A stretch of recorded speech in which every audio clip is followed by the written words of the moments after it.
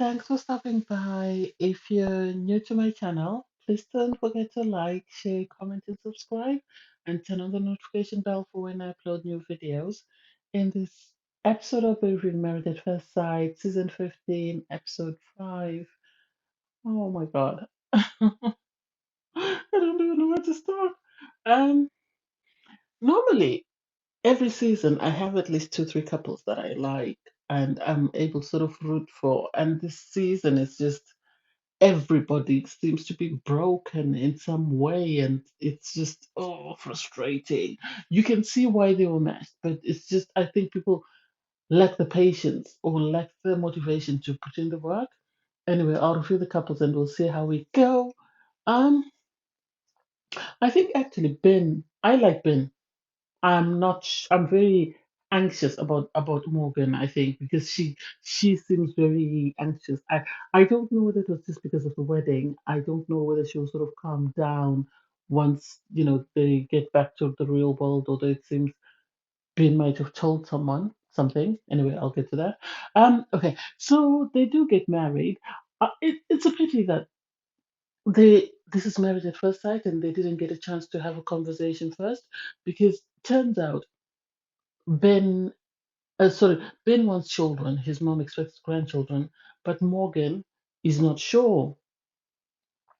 And I'm not sure whether when she whether it's Ben that was not sure, whether it's she that was open to the idea of having children. So when Ben meets her parents at the wedding, Ben's mom does ask Morgan, do you want children and how many children do you want? And she said, she wants to do a lot more with her life.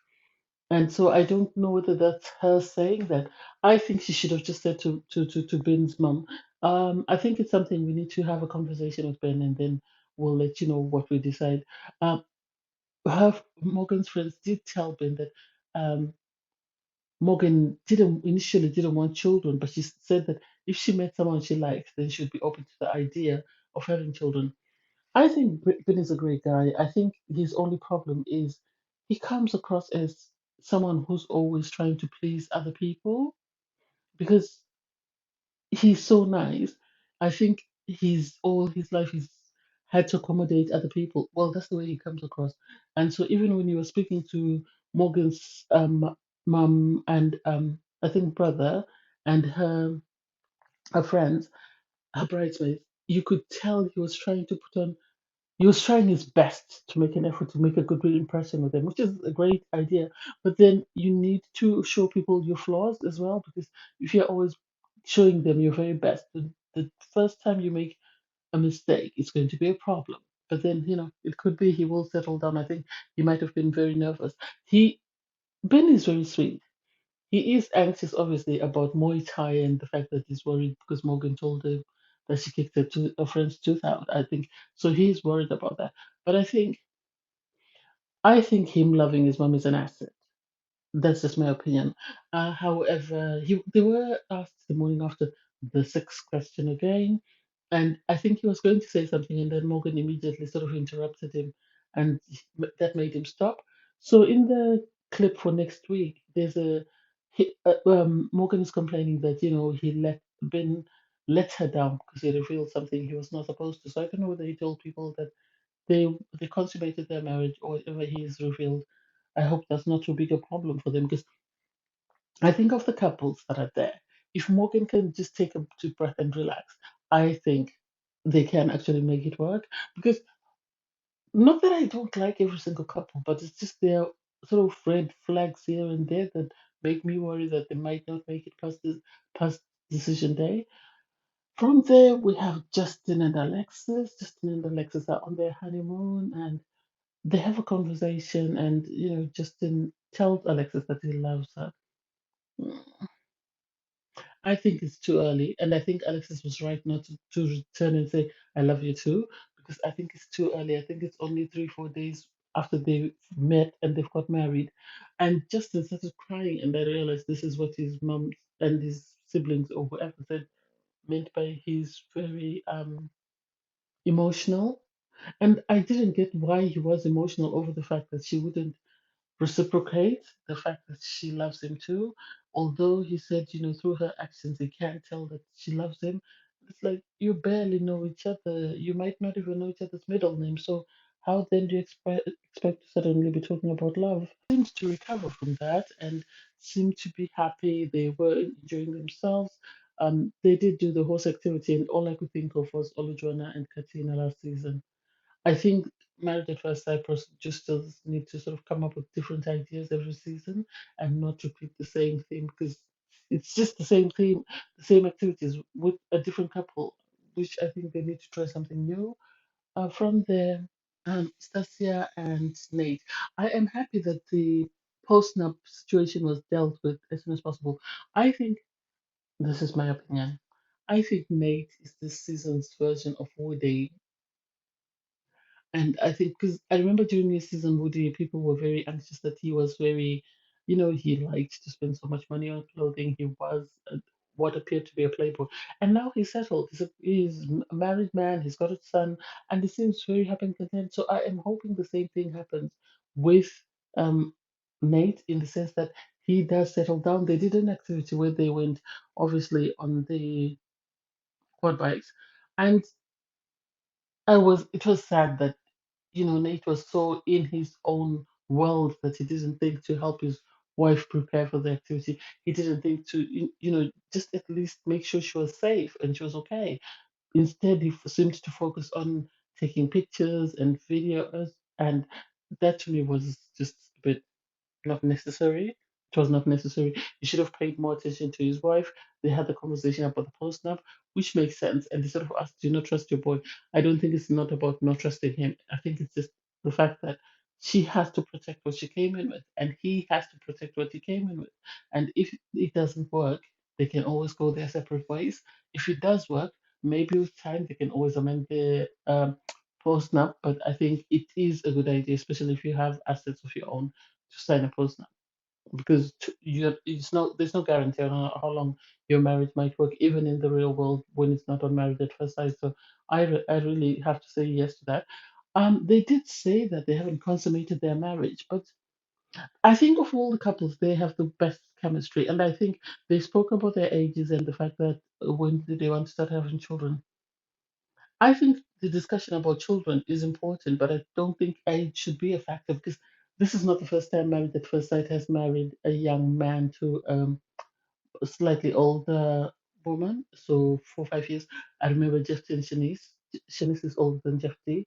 Miles and Karen. Karen is older than Miles, but they're still both happily married. So I think it can work. I think it's just a matter of putting in the effort to make sure that they are accommodating each other's needs and are prioritizing each other.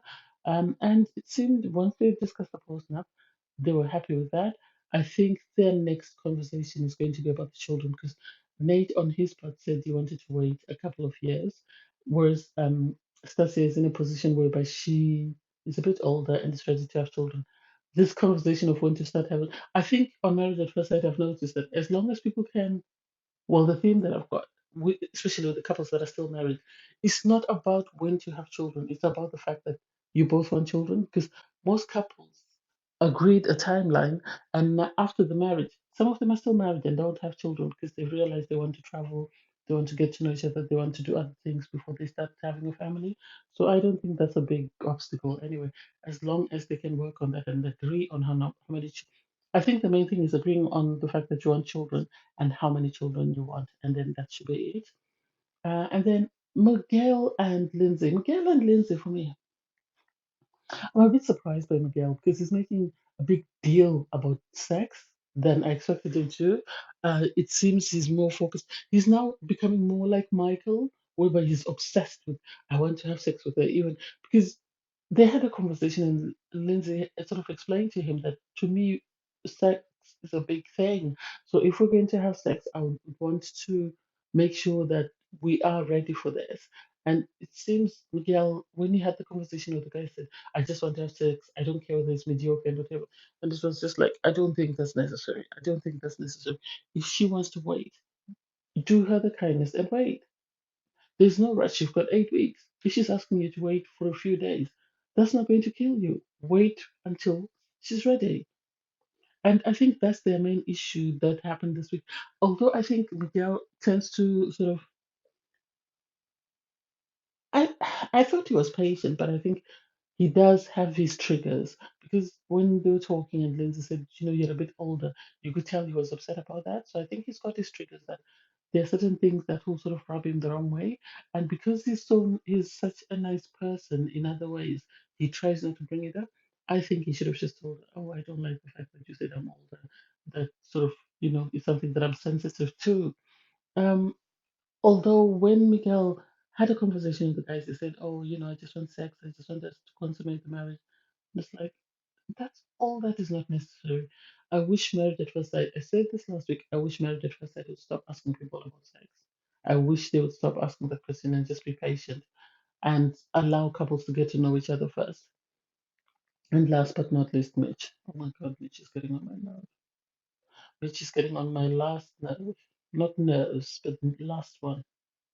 He's already gone over the others. This is the last one. And what's frustrating for me is he's not the most good looking guy. He's not the best communicator. He's not the best put together guy. So I don't know what gives him the right to talk down to Christine and to Kirsten, sorry. Um, Kristen. Um, and the fact that he says he's not sexually attracted to her and he's not, he's not ready to consummate their marriage. And it's like, excuse me, sir, have you looked in the mirror? She is having to do all the accommodation of accommodating your needs, and you are not even willing to make an effort to do anything. And I think he had a conversation with the producers. This is why they gave him a phone and allowed him to speak to his brother, which I don't think they should have done. I think they should have got the experts on the phone. Pastor Carl is there. They should have got one of the experts to speak to him and address his concerns. Because I remember when Janice and Jeff struggled on their honeymoon, Pastor Carl spoke to them, he video called them, and they had a conversation, and they were able to address their concerns. I don't think it's if his family could help him, he wouldn't have needed married at first sight. So I don't know why he was allowed to speak to his family. But anyway, that's me. Maybe he threw a tantrum. He said he's not physically attracted to his wife. He said so he's struggling to sort of consummate their marriage. But I'm going to need Kristen to sort of there are moments like last season, I was so upset at how Lindsay spoke to Mark, but I would give anything just for to leave that man in a room with Lindsay for 30 minutes. And then he'll realize, because I think if Kristen had been the woman that Mark the Shark married, he'd still be married to her. He would still be married to her. And it's sad that they're wasting Kristen's time with having to put up with that man. She needs to take a page out of last season and just do a Chris and just say, today's my decision day, and that's it. Because otherwise, she's going to be traumatized by the end of the season, constantly being picked apart and criticized. Oh, you put on too much makeup. You shouldn't be wearing expensive stuff. You're wasting. We need to save the planet. She said she asked it for someone who's very passionate, but I think he's more obsessed with his passion of saving the planet than anything else. Because I don't know if he's obsessed. I think he's selfish because things that he likes that sort of prioritize him. He's gone on the paddle boarding. Mhm.